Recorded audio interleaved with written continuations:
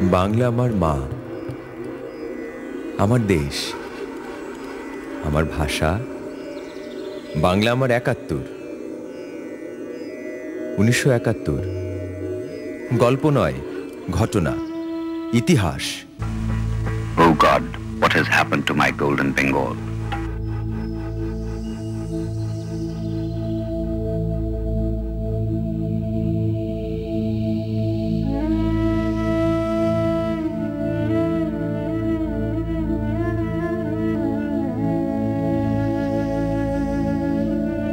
আমরা পাকিস্তানিদেরকে এই দেশতে তাড়াবো, এর আগের থেকে আমি নারায়ণগঞ্জ থেকে জুট ম্যানেজার,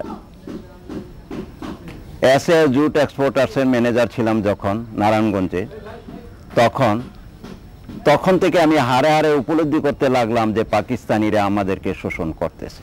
সেই হিসাবে আমি পাকিস্তানকে ঘৃণা শুরু করলাম। তখন থেকে আমি প্র্যাকটিক্যাল ফিল্ডের থেকে আমি ঘৃণা শুরু করে দিলাম পাকিস্তানিদেরকে। তারপরে তো যুদ্ধ শুরু হলো। যুদ্ধের সময় যুদ্ধ করলাম, বিপুল উৎসাহ নিয়ে যুদ্ধ করলাম।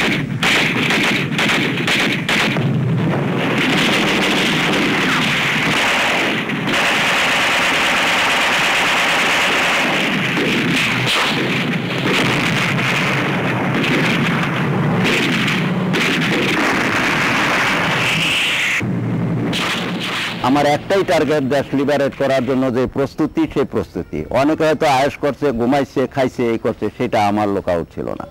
আমার শুধু এই দায়িত্ব, তো আমাদেরকে দেশ স্বাধীন করতে হবে, অন্যের জন্য না, শুধু আমার জন্য দেশ স্বাধীন করতে হবে। আমার সেই ইয়ে ছিল। তখন অলওয়েজ হ্যারাস দ্য এনিমি, এই ফর্মুলাতে আমরা কাজ করতাম। তখন তো আমরা মাত্র ট্রেনিং নিয়ে আসছি, আমরা তো তখন সবল ছিলাম না। হিট করতাম, হিট করে আমরা বাইরে যেতাম। ডিসেম্বরের কিছুদিন আগে থেকে না আমরা ফ্রন্ট ফাইটে আমরা নামছি। তো সারা বছর তো hit and run, always harass the enemy, এই ফর্মুলায় আমরা কাজ করছি।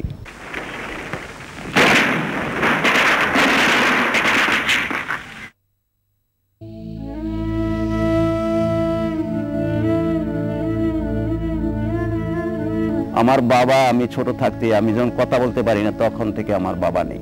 আমার মা বাবাও, আমার মাও, কাজে আমার মাই আমাকে মানুষ করেছেন। আমার শ্রদ্ধেয় মা, আমার মায়ের কথাই সবসময় আমার মনে থাকে, এবং শেষ পর্যন্ত মায়ের স্মৃতি এটাই। মা যখন আমাকে বিদায় করতে চেয়েছিলেন, তখন মাকে সালাম করে, আমি মাকে সালাম করে কাঁদতেছি, তখন মা বললেন, বাবারে, আমি মা দেখে তুমি কান্দো, আমার যে মা, সে আজ অসুস্থ, তার পাশে যাও, তার সেবা করো, তার মুক্ত করো, প্রয়োজন তোমার মতো ছেলেকে আমি মায়ের জন্য দান করে দেই। যখন আমি ফিরে আসি, আইসা দেখি মা নেই, মার কবর আছে। তার কবরে গিয়ে আমি বললাম, মা, তুমি যে আমাকে বিদায় করে দিলে, তোমার মাকে তো আজকে মুক্ত করে আসছি, কিন্তু তুমি নাই, আমি কাকে মা বলবো? মা, তুমি যে মা, বাংলাদেশের ভিতরে তুমি লুকায়িত আছো, পুরা বাংলাদেশটা আমার মা। আমি যতদিন বেঁচে থাকি, বাংলাদেশ যেন আমার মা হিসাবে থাকে। সাইবার অফিসারটা হইল, আপনারা যে মেসেজগুলা পাঠান, এই যে ওয়ারলেসে মেসেজগুলো আসে, সেই মেসেজগুলা এটাকে ইলিজিবল টেক্সট টু লেজিবল, আর লেজিবল টেক্সট টু ইলিজিবল, এটাকে কনভার্সন করা। আমাকেও ধর গার্ড দিয়ে রাখে, আমাকে তো বিশ্বাস করে না, আমি তো ওই সাইবার অফিসার। আমি যেমন আমি একটা মেসেজ করলাম, আমার সেক্টর কমান্ডার খালেদ মোশাররফ ভাই মেসেজ করলো, we shall attack Pak army in the Belonia site, হ্যাঁ, বেলুনিয়া সেক্টর, হ্যাঁ, টুমরো অ্যাট 10 AM, হ্যাঁ। এইটা তো মেসেজ করা হলো।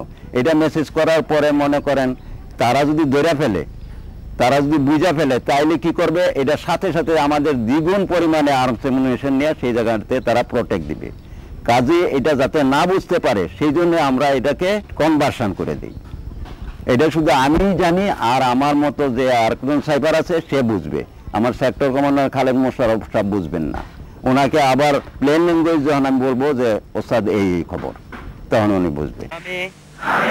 সজ্ঞানে সুস্থ শরীরে শপথ করিতেছি যে আমি আমার প্রাণের বিনিময়ে হইল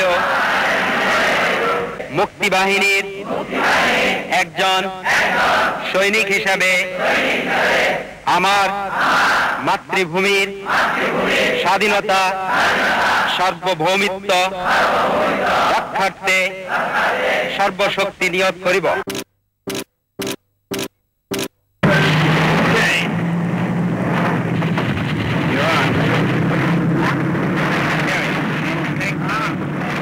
ষোলোই ডিসেম্বর দেশ স্বাধীন হলো, কিন্তু একটা যুদ্ধ করলাম আমরা 19শে ডিসেম্বরে লিবারেটের পরে।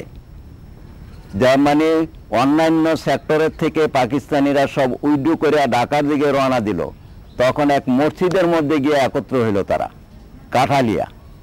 তখন আমি দাউদকান্দি চার্জে, দাউদকান্দি ডাক বাংলাতে, বুঝলেন, আমরা 4 ব্যাটালিয়ান, হ্যাঁ, আমি 107 জন আমরা বাঙালি মুক্তিযোদ্ধা, আর সব ইন্ডিয়ান আর কি। এগুলো নিয়ে আমরা অ্যাটাক করলাম এইটাতে। আমার 2টা ট্যাঙ্ক, এই ট্যাঙ্কের উপরে আমি থাকি, সাইবার অফিসাররা ট্যাঙ্কের উপরে বসে থাকে। অ্যাটাক করার পরে 2 লঞ্চ তাদেরকে বোঝাই করলাম, তাদের ডেড বডি এবং উইন্ডেড পারসন 2 লঞ্চ বোঝাই হলো। আর আরেকটা লঞ্চের মধ্যে শুধু আর্মস এমুনেশনগুলি বললাম। 45 না 46টা লাশ আমরা নদীতে ফেলে দিছি, মরে গেছে কাকা, আর জায়গাও লয় না লঞ্চে। এই দিয়ে আমার দাগ কেটে গেছে। কেন হলো? তারা সারেন্ডার করে না তো।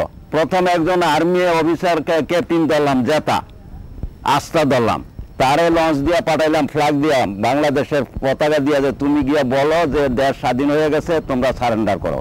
তারে কথা মানে নাই, না মাইনা তারা উল্টে আবার তাকে মানে ইয়া করছে, কথা সে ব্যাক করে আসছে। আমি ওইদিকে ইলেটগঞ্জ চলে গেছি, হ্যাঁ, 4টা রিক্সা নিয়ে, এখানে 2 জনে যুদ্ধ করতে আছে এখনো পাকিস্তানিরা, বুঝলেন। সেখানে এই মনে করেন আমরা 100% অর্থ লয়ে গেছি, সেখানে গিয়ে 2টা ফায়ার দিচ্ছি, 2টা ফায়ার দিচ্ছি, ওই 2টারে ইয়ে করলাম। আইসা শুনি কি এখানে ও ফেরত আসছে, পাকিস্তানিরা ফেরত এসে কইছে যে তারা সারেন্ডার করে না। তখন আমরা এই অ্যাটাক শুরু করে দিছি 19শে ডিসেম্বরে। এইটা হইলো মানে দাগ কাটার মতো। আরে কত রক্ত, কত লাশ, বুঝলেন। তখন বাস্তবিকই আমরা একটা গর্ব অনুভব করছি। এই যুদ্ধটা আমার সবচেয়ে বেশি আনন্দ দান করছে।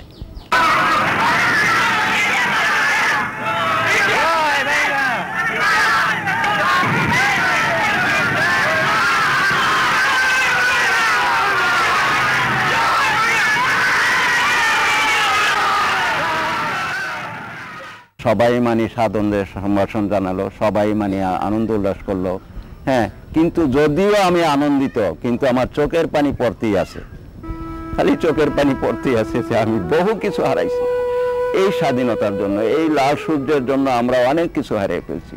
বন্ধু হারাইলাম, বান্ধব হারাইলাম, মা হারাইলাম। এদিকে অর্ডিন্যান্স ফ্যাক্টরি, কলোনির যত মাল সামানা সব লুট করে নিয়ে গেল, আমার কিচ্ছুই ছিল না, বুঝলেন, একদম নাঙ্গা আমি। তবে আপনাদের কাছে এইটাই আমার অনুরোধ, আপনারা যখন এটা তুলে ধরতেছেন, সাংবাদিক হোক আর যাই হোক, আপনারা এই জিনিসটাই ইয়ে করেন, এই দেশটা আসলে কোত্থেকে কোথায় চলে আসছে এটা মূল্যায়ন করার জন্য। এই দেশে এই রক্তের বিনিময়ে এই যে পতাকাটা উড়াইতেছেন, এটা পতাকাটা যে উড়াইতেছে, কেন উড়াইতেছে এই দেশের জনসাধারণ, এইসব বাচ্চারা জানে না, কিন্তু এটার মধ্যে লাল রক্ত দেওয়া আছে। এই রক্তের বিনিময়ে দেশটা স্বাধীন হয়েছে, সেই রক্তের মূল্যায়ন করে না তারা। যতদিন পর্যন্ত রক্তের মূল্যায়ন না করবে, এই দেশের কোনো দিন উন্নতি হইতে পারে না।